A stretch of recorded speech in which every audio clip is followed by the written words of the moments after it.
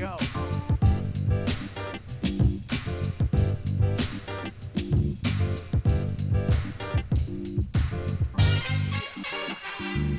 Technicality. Nothing personal. Word of the day for Wednesday, September 15th, 2021 is technicality. We're going to talk about Ryan Braun and Manny Ramirez here to start this show because both of them are back in the news. Two great right-handed hitters, two players who have been implicated in the steroid scandal of MLB in the 2000s. Technicality is a word that has legal ramifications. It's a word that you may use when you get away with doing something based on a technicality. I struggle with that in law school, actually, the concept of technicalities, because as a consequentialist, it should not matter if something procedurally did not go right. If you are guilty of something, you ought to be punished for having done it and not, quote unquote, get off on a technicality. I understand in a criminal proceeding, there is a very important constitutional right to due process. Part of due process, part of the process of a criminal case is structure. And if you violate the structure in any way, then guilty people can end up back on the streets. In baseball, when they started testing for steroids, and we were aware as executives that players were taking steroids, and we were completely complicit in that. And we're okay with it because players were hitting home runs. There was offense happening. Crowds were coming back. TV deals were being signed. Players, we didn't feed it to players. We just would look the other way. We didn't provide syringes. We didn't provide the steroids, but you have to be absolutely asleep at the switch, which I never was, to not know which of your players was doing steroids. You saw everyone naked every day. It's pretty obvious. You see moods, you see acne, you see performance.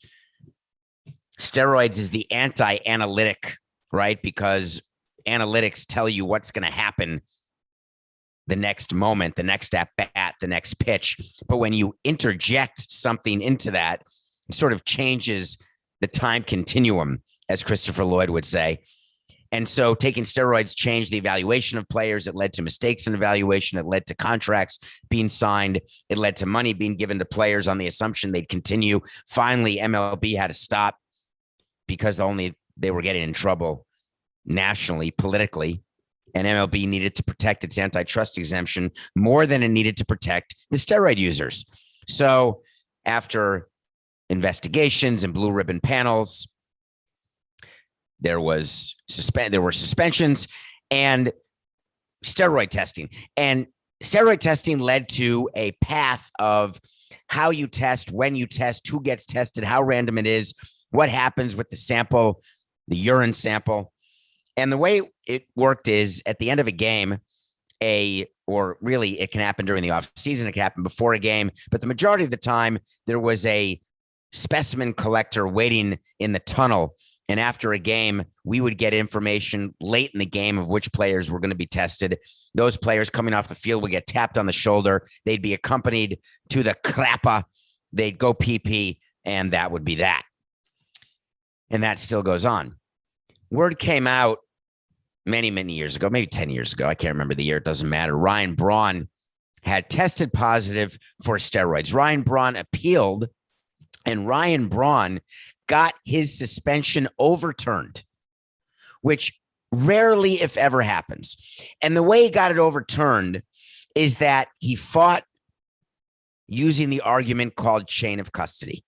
Chain of custody you may have seen on LSU or CVI or CVS or those TV shows where you learn about legal things. I don't think those are called CSI.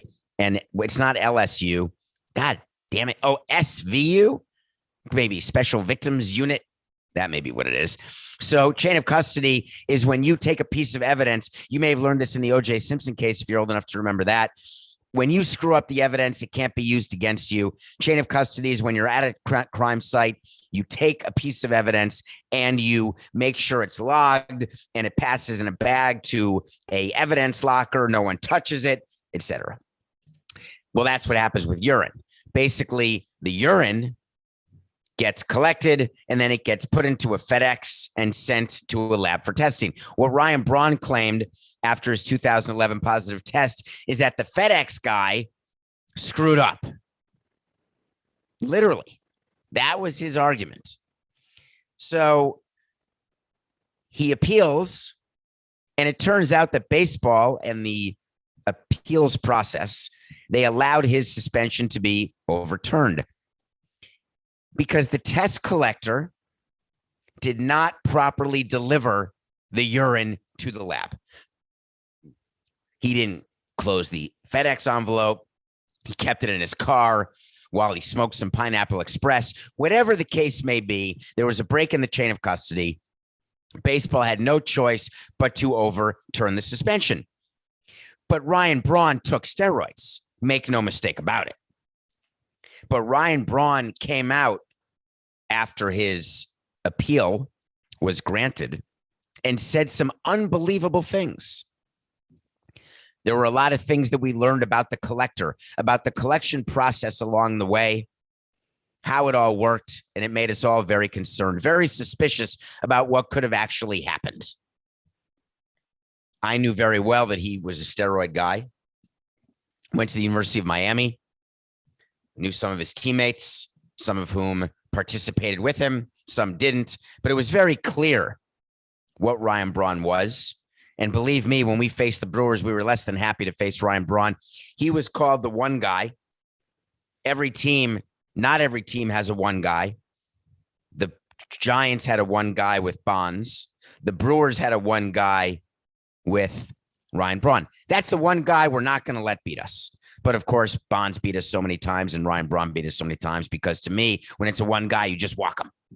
Don't let him hit a home run. Don't let him hit a double. Ryan Braun could mash. He won the MVP. So everything's fine. Ryan Braun didn't do steroids, got off on a technicality, all good. Until MLB started a biogenesis investigation. If you don't know what I'm talking about, watch the documentary that Billy Corbin did called Screwball. Biogenesis is the A-Rod situation, the A-Rod clinic. And wouldn't you know that Ryan Braun got caught up in Miami-based biogenesis? How about that? So in 2013, when all this came down, he was linked to steroids. And guess what? He got suspended for 65 games as an admitted steroid user. And then Ryan Braun said, you know what? I better do something about this because what I've learned is that if I have a chance for the Hall of Fame, I better apologize. I better say I was doing it to recover from injuries. I better do a mea culpa like Andy Pettit or Jason Giambi. Not be like Palmeiro and Clemens and McGuire and Bonds and all the other people who never admitted to their steroid use. And then Ryan Braun had a crisis of conscience and apologized both privately and publicly to that test collector, saying that he deeply regretted the comments that he made after because he sold that specimen collector under the bus, blamed that collector for screwing with the evidence, like injecting his pee with steroids so it would test positive. The legacy of Ryan Braun is being looked at as complicated. It's not complicated to me. Ryan Braun has no place in the Hall of Fame. Ryan Braun has no place to have his number retired, to have a day special for him with the Brewers. It is interesting to me that Mark Anastasio, the owner of the Brewers, who has maybe the best team in the National League along with the Giants and Dodgers, one of the top teams in the National League, best record they've ever had, heading toward an amazing playoff run, hopefully. And they're allowing themselves to be distracted by basically ignoring the past. Now, I'm all for second chances. I'm all for people being able to redeem themselves. But if you're Ryan Braun, you got to do better than that. You got to do better than simply saying, I regret what I did. You have to talk about why you did what you did. And while he doesn't owe us anything, you're right about that.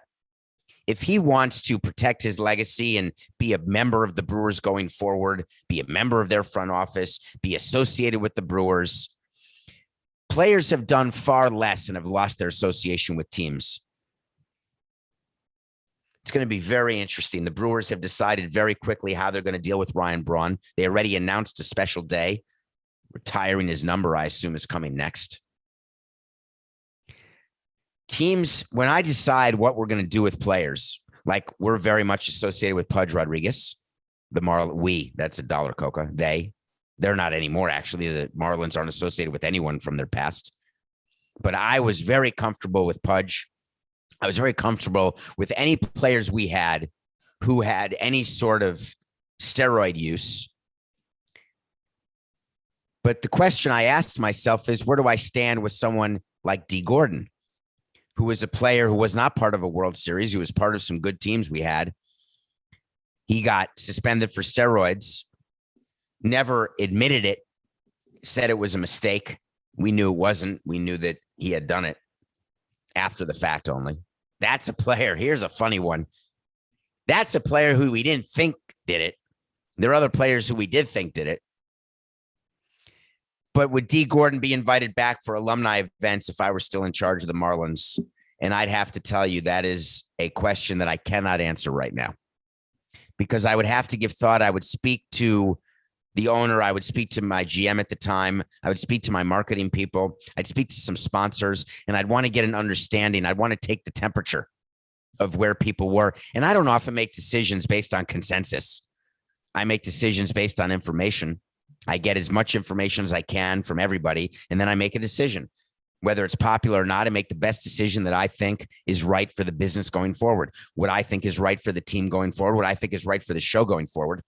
But with a decision like associating with a former player, that is one where I'm not going to take such a strong position.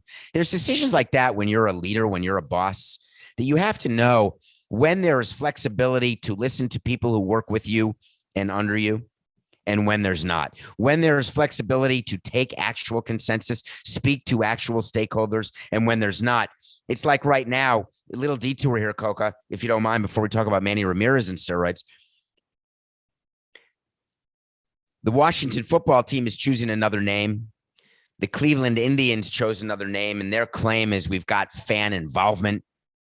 We claim to have fan involvement in the logo and in the name Miami Marlins and in the redesign of Billy the Marlin back in 2012 and uniforms, et cetera. Claim to take suggestions on building the ballpark. We had this website that was open. What do you want to see in the ballpark? What can we do to make your experience better? We read them, but we didn't change the building for it. We didn't change the logo, the uniforms, nothing. It's like taking suggestions from people on who they want to see on the team. Who would you re-sign as a free agent? Who do you want batting second? Yeah, I'm happy to have you put something in the suggestion box. Do you have a suggestion box? Do you remember those when you were younger? Now it's like an inbox, right? info@yourorganization.org. There used to actually be suggestion boxes with paper and pen, and you'd write something, put it in the box. Suggestion, we have longer lunches. Suggestion, bigger bonuses. Suggestion, higher salaries. Suggestion, why don't we sell more of this and less of that? Mostly they were used as toilet paper. And that's not to say that some people don't have good ideas, because there were some good ideas that some people had, but they were ideas that we already were doing. I have no idea why I just went on that detour, actually. Manny Ramirez is someone who, remember Hanley Ramirez, Marlins player, always wanted to be Manny Ramirez. Remember Manny Ramirez, who the Dodgers wanted to trade to us for Giancarlo Stanton? Manny Ramirez, the champion, played for the Red Sox, Dodgers, Indians, probably other than Miguel Cabrera, one of the top 5 right-handed hitters, truly, of the last 30 years. I'd have to make a list. That's a good top 5 list for Le Batard, maybe. Who are the top 5 right-handed hitters of the last 20 years? And hold on one second. I'm going to call you right back. I'm recording a show right now, okay? Okay. Bye, Maria. And Manny Ramirez was a steroid guy. Everyone knew it. Manny Ramirez got, I'm trying to think how many times he got suspended, sort of like a Robinson Cano, multiple suspensions. He's out of the league. He's tried to come back. He went on a show and he had one of the great quotes that I've seen in a while. And I wanted to mention it. And he lives in Western Florida. He happens to be a good guy, but he just had the urge to be better than he was, to keep his skill level at a place where it couldn't be as Father Time caught him. And so he was doing steroids. And he's not going to make it into the Hall of Fame, where he was a surefire Hall of Famer absent steroids. I am paying the consequences of my bad decisions, he said. And here's where it got really interesting. But I also think that team owners should take away the World Series rings that they have and all the money that they made, and that all the Cy Young Award trophies should get taken away too. What he's referring to is the fact that owners made money because players did steroids. Pitchers made money because they were doing steroids. Hello, Roger. We're talking about you. And won Cy Youngs. People got World Series rings because players were taking steroids. I think he could be referring to his own World Series ring, his own. Could be referring to my World Series ring. Could be referring to every World Series ring ever, at least since 1996. Is that the way to solve an issue? And it got me thinking about the philosophy of an eye for an eye. And the people who believe an eye for an eye are people who've been wronged, people who cannot find any other way to get justice other than rough justice. Remember that movie that we reviewed with Michael Douglas, where all these judges were killing criminals who had gotten away with crimes because of technicalities? What a great way to wrap the first two segments. I don't remember the name of that movie, Coco, but we reviewed it. Michael Douglas. It's pretty old, actually. So Manny Ramirez thinking an eye for an eye. And I started thinking, where do I stand on that? And I wanted to take a minute just to tell you. The problem with an eye for an eye, and you've heard this before, is that at the end, everybody's blind. And the reason why eye for an eye doesn't work, even though I am a proponent of the death penalty, I rarely give you my political views, and that's not a political view. I am in favor of the death penalty from a purely business standpoint. It is incredibly expensive to have 10 years of appeals. The way the death penalty is now, I'm not in favor of it all, where you can just have appeals for years and years and years, and it just costs so much money. And I understand that the argument against the death penalty is that what happens if someone's innocent? Well, there's an appeals process. There's a criminal process that doesn't have to last 10 years. If you get convicted by a jury of your peers, you lose your appeal that's done in a timely fashion. Or there's a way where there is no question about guilt, where it's not hearsay, it's not circumstantial evidence. There's actual evidence, first person account, or admission of guilt. But then you get into the problem of what happens if you admit guilt because you were coerced into an admission of guilt. That was one of the issues with the Central Park robbers, the Central Park muggers, the Central Park Five, the Freed Five now.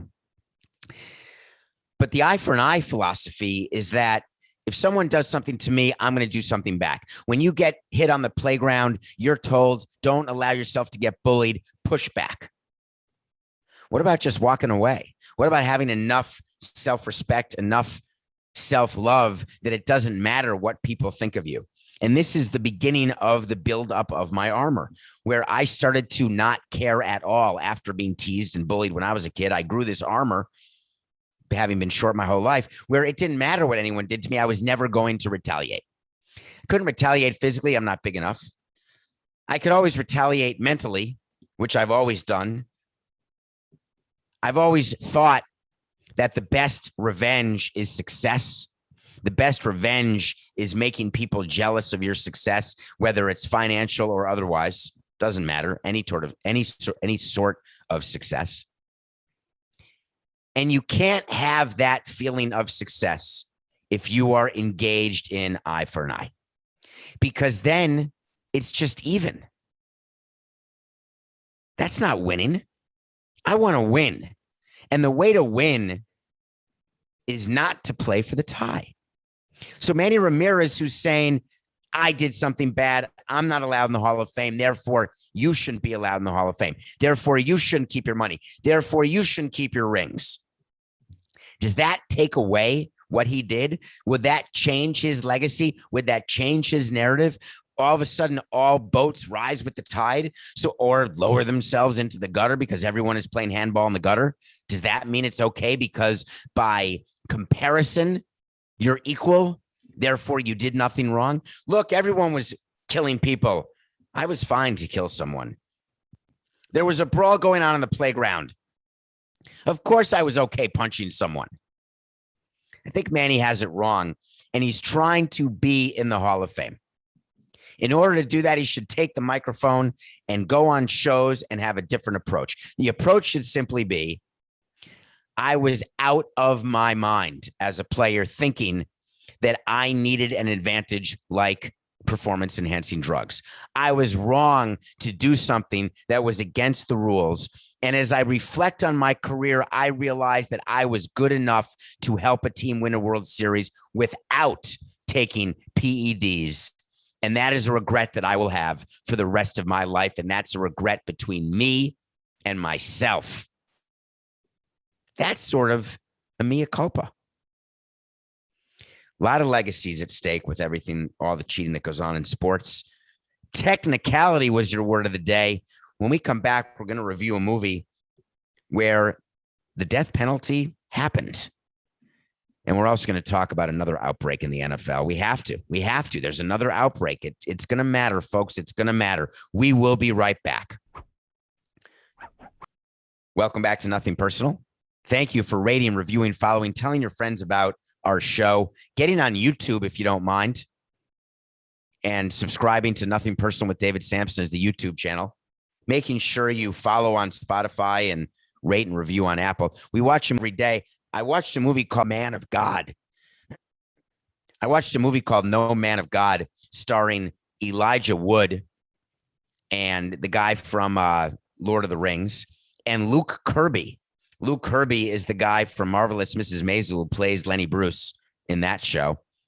And it's a movie about Ted Bundy and the FBI agent / criminal profiler who got money to start a program to try to figure out why serial killers kill, what goes through their mind, how to figure out who could be a serial killer, how to stop. It's almost like pre-crime in Minority Report. How can we identify traits of people so we can stop them from doing something before they do it when we don't have precogs? This FBI agent, played by Elijah Wood in a true story, became one of the most famous criminal profilers of all time. The movie is him and Luke Kirby as Ted Bundy having in-prison meetings that are recorded.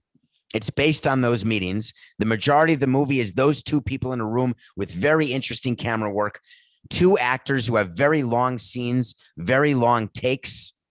One take, you see the camera sort of going in a circle as they go from person to person, from Ted Bundy to the FBI agent. Very interesting movie. Ted Bundy, of course, is the serial killer. Many movies have been made about him. Zac Efron played him. So many people played him. I think I've reviewed another Ted Bundy movie. There were some documentaries about him recently. And of course, he had his life ended as it should have been. But this movie is interesting to watch Luke Kirby's performance because it's the best performance of Ted Bundy I've seen.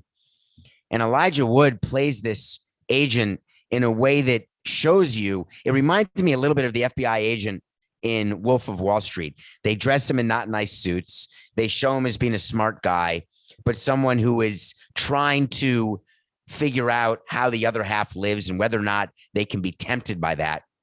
And one of the most interesting parts of No Man of God is when Ted Bundy says to him, "What's the difference between you and me? Could you kill someone?" Answer that question for yourself. No Man of God. It's worth it. The New Orleans Saints have a COVID outbreak. 8 people have tested positive. I think it's 6 coaches, a nutritionist, and a player so far. And it is a interesting situation because do you remember what the NFL did before the season started when they said, hey, if you get COVID and you are not vaccinated, you're in trouble. If you get COVID and you have to miss a game and the team has to miss a game and you're not vaccinated, you are in major financial trouble. The Saints have this outbreak. The first thing they did, and this is what teams are going to do now, the first thing they did is say, hold on, everyone. Just to be clear, every person who's positive has been vaccinated. Because the owner of the Saints does not want any association. Now, you could do some work on the owner of the Saints and wonder what's going on with that and where she stands on vaccinations, et cetera. Doesn't matter. The fact is she doesn't want to lose money. No owner does. So they made it very clear that everyone was vaccinated. And so the question is, will they play this weekend? Coca, do they play the Panthers by chance? I don't know why that's in my head. They may play the Panthers this weekend, Carolina. And the question is, will the game go on? And the answer is quite simple. It's not even worthy of a wait to see. Of course, the show will go on. It's coaches. They're going to let the show go on with your top-ranked quarterback out and all of your other players. So the Saints have this outbreak. The NFL is going to continue. It's fine. The NBA has a season that's starting soon. Training camp is starting soon. They released their new COVID protocols, basically the same as the NFL, in that if you're not vaccinated, you're going to get in trouble. We are going to shame you into getting vaccinated. It is shocking to me that people need to be shamed into getting vaccinated. Just get vaccinated, for Christ's sake. What's the big deal? But in the NBA, if you do not get vaccinated, you have to wear a mask in training facilities. You can't sit with anyone on the road. You can't go out on the road. You are subject to constant testing. If you have any contact with anyone who does test positive, which every player is going to have this season because of where we are with COVID, everyone is going to have contact with someone who tests positive for COVID. If you're vaccinated, no problem. You're good, unless you become symptomatic and have COVID yourself. If you're not vaccinated, you have to quarantine. You can't be with the team. The NBA is touting the fact that it is not making its players get vaccinated, but all the referees, all the other personnel on the bench, all the personnel in the arena, everyone else has to be vaccinated. And you know why? Say it with me. UNION, 5 letters. That's the reason why NBA players don't have to get vaccinated, because the union said, we don't want to make our players get vaccinated. You can't force us. We are the big bad union. MLB's doing it. NFL's doing it. So ironic that unions are supposed to protect workers. Isn't that funny? That's why unions started, right? To protect workers.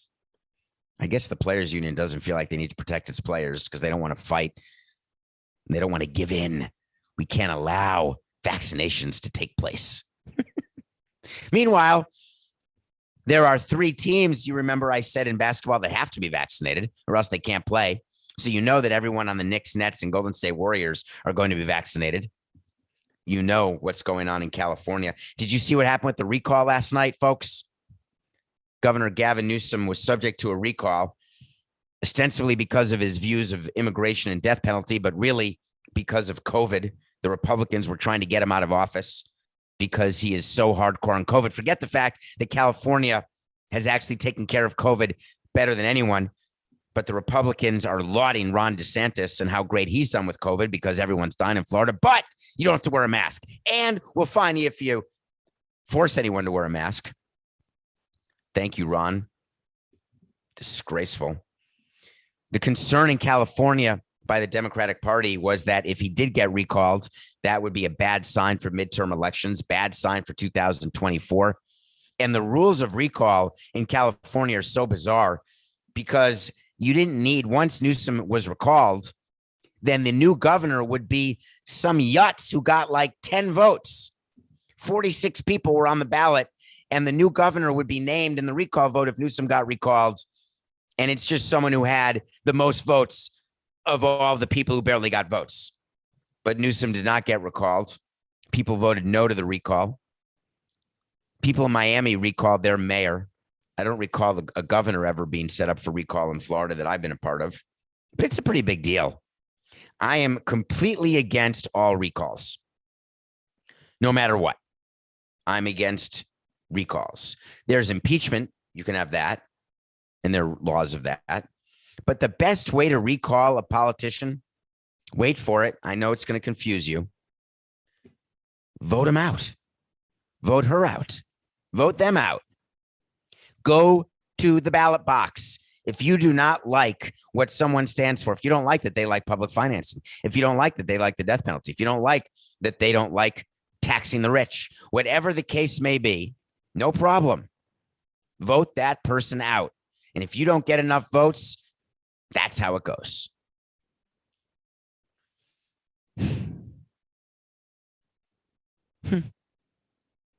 Nothing personal. Pick of the day. The Dodgers clinched their Coca. Wipe it. 4-6-9. Nothing personal. Pick of the day. The Dodgers clinched a playoff spot for the 9th straight year. That's a record for a successful franchise. 9 years in a row, the Dodgers have been in the playoffs. They've got one ring. They are 5 years away from being the Braves. One ring and 14 straight appearances in the playoffs. There's no end in sight to the Dodgers making the playoffs. The Padres are 20 games back. I told you the Padres would lose to the Giants. The Giants have won 95 games, clinched the playoffs 2 days ago. The Dodgers have won 93 games, clinched the playoffs yesterday. But they've got a big division race on the line because otherwise, here's how this plays out, by the way, in Major League Baseball, because we are now basically 2 weeks away from the end of the regular season. The top seed is going to be the winner of the NL West. The top seed is going to play the winner of the wild card play-in game or the wild card single elimination game in the National League. Back in the old days, you could not play a team in your division in the first round. When we put the second wild card team in and we had a single elimination game, we got rid of the rule that said teams cannot play themselves in the division because it was unduly burdening a division winner. So what do I mean by that? If the San Francisco Giants win the NL West and the Dodgers, the wild card team, and the Dodgers win the wild card game against the Cardinals or the Reds or the Padres, the Dodgers are the lowest seeded playoff team. Ironic this year. So the Dodgers would not be allowed to play the Giants. So the Giants would be forced to play a different team, like the winner of the NL Central or the NL East. So they'd be forced to play the team with the lower record of the Braves or the Brewers. So they'd play the Braves. Maybe the owner of the Giants would want that now. But the rule was changed so as not to put a team that wins a division in a bad position. You want to play the wild card winner. Who would have thought that the wild card winner could be a team with a better record than anyone else in the league except for their own division winner? So the Dodgers or the Giants, whoever loses the division, will host a one-game wild card. If they win, they'll play the Giants. So the Dodgers could end up playing the Giants with San Francisco having home field in a best-of-5 first round. Or if the Dodgers win the division, the Giants win the wild card, the Giants would go to LA. The Giants would go to LA for the first round series, which means the Brewers and the Braves are playing in the first round no matter what. Because if the Dodgers or Giants are in the wild card game and they lose to the second wild card, the winner of that wild card game either way is playing the Giants or the Dodgers, whoever wins the division. Suffice it to say, it's going to be a hell of an October, and we're going to be here with you throughout October. I'll be on CBS Sports HQ, maybe a few times on the network. Who knows? There's going to be a lot to talk about, a lot of storylines, because we're going to have a champion at the end of a full season. We've got COVID hovering over us. We've got injuries hovering over us. We've got exhausted players. It will be fascinating to see who can make it through October, which is exhausting to begin with, even if you're not exhausted heading into it, which all the teams are. So we are 117-99 right now, as the Giants beat the Padres. I told you the Giants were not going to have a letdown after clinching. They want to win that division. Well, the Cincinnati Reds have lost several games in a row. They've lost ground to the Cardinals. The Cardinals are now in the second wild card position after being left for dead. That's a poor expression. After being counted out as a playoff team, they have somehow gotten hot. And I remember saying it's going to be down to the Reds and Padres for the second wild card. There's still 2 weeks left, so I'm not willing to say I lost that weight to see, but it's going to be interesting if the Cardinals stay this hot they will be the wild card team. The Reds got to win games, and the Reds are playing the Pirates. They lost to the Pirates last night. So frustrating when you're trying to make the playoffs and you're running a team that's trying to make the playoffs and you have a favorable schedule. You're playing a crappy team and you lose games you need to win. Those are games that stay with you during an off season. My 30-minute rule would get violated from time to time when we would lose games late in the season that we needed to win in order to stay in the playoff race or to possibly get into the playoffs for a second time because I wanted it so badly. And when you can't beat bad teams, I think that just makes you a bad team. But tonight I'm going to take the Reds over the Pirates. The Reds are not going to lose 2 in a row to the Pirates. Because if they do, we're going to lose our pick of the day. It'll be our 100th loss against 117 wins. But more importantly, that's sayonara to the Reds. They'd be done.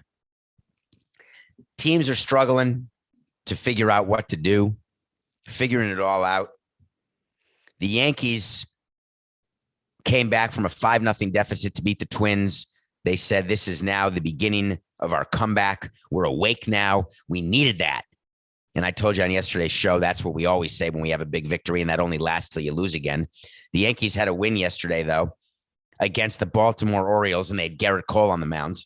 If they didn't win that game, beating the Twins the night before, it all would have been for naught. The Yankees are tied for the wild card with Toronto, with the Red Sox maybe a half game back. The 3 AL East teams, other than Tampa, you've got Tampa winning the division. You've got New York, you've got Boston, and you've got Toronto fighting for 2 wild card berths, and I'm ignoring Seattle. So the Yankees did something that one of you asked about, and I want to answer that question because it was a very interesting move this late in the season. You know what I want? I want to talk to Samson. So you want to talk to Samson. Someone just tweeted at me that they have not seen Half Baked until they listened to a show. They're new to nothing personal. Thank you. They got on Twitter at David P. Samson. And they said, I just watched Half Baked. Half Baked is where this segment comes from. If you don't know that, you're new to the show, and we thank you. So keep coming to the show. But watch Half Baked. There's a character named Samson. Get into my Twitter at David P. Samson. Ask a question. Here was the question. Hi, David. Hi. Can you explain what goes into a position change so late in the season? Now, of course, I know what he's talking about, but it wasn't discussed in the question, so I'm going to explain it to you. The Yankees, on September 13th, made an announcement that Gleyber Torres, their shortstop, is now going to be their second baseman. Gleyber Torres, who has committed around 18 errors, which is second in the league behind Bo Bichette as a shortstop, is being moved to second base. Gleyber Torres is being moved because the Yankees are so desperate that they believe a position change will help their team defensively and will help Gleyber Torres offensively because they're simply not scoring enough runs, notwithstanding the fact that Gallo, Stanton, Judge, they all hit home runs yesterday to beat the lowly Orioles. How does a position change happen? Because Aaron Boone was pretty clear that he spoke to Torres and Torres bought into it. Torres was okay with the position change. So I wanted to give you a little input into how it actually works when there's a position change.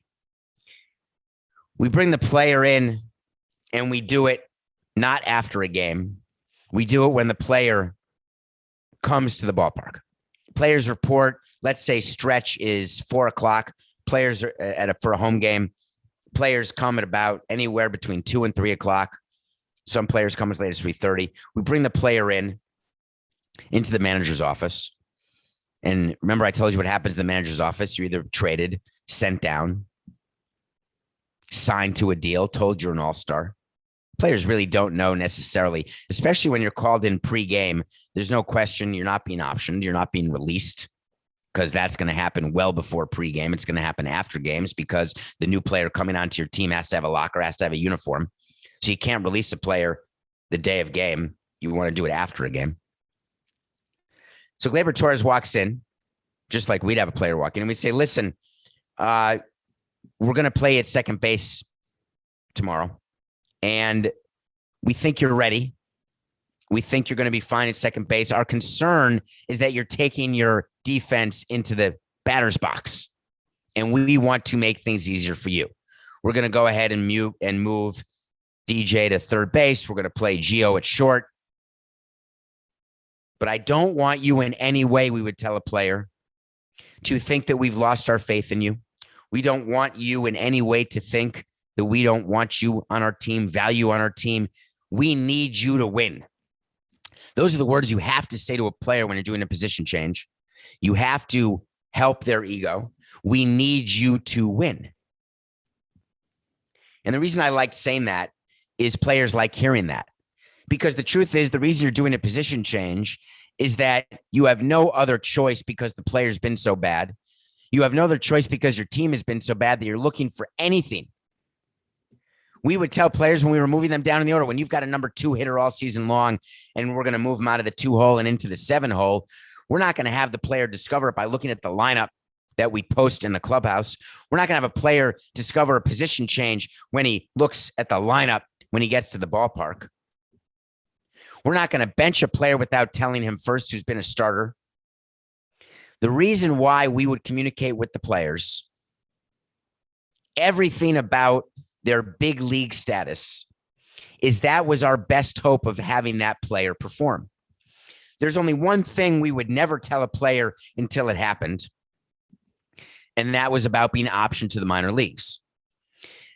The reason why you never tell a player they're going to be optioned before you actually option them is that if they then claim injury, they have to go on the major league injured list, which means they get major league service time and they get paid at their major league rate.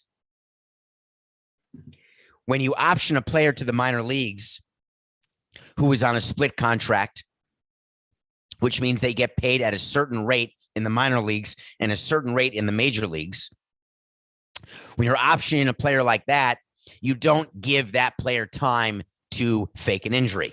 And believe me, it's happened more times than I can count. The way it happens is you walk in, you option a player, and the player says, I can't be optioned. My shoulder hurts. And we'd say, did you go to the training room? Well, no, but I'm telling you now. And we'd say, we'll see you in the grievance. When we were going to option a player who had been in the training room because of a shoulder problem, we would make sure to guarantee health by having that player pitch in a game and then option him, saying he can't be hurt. He played. And then a player would say, I played hurt. And then you'd have a grievance. You win some of those, you lose some of those, because players do not want to be optioned. Position changes are different in that that's not going to impact your arbitration number. It will be used by the team against you.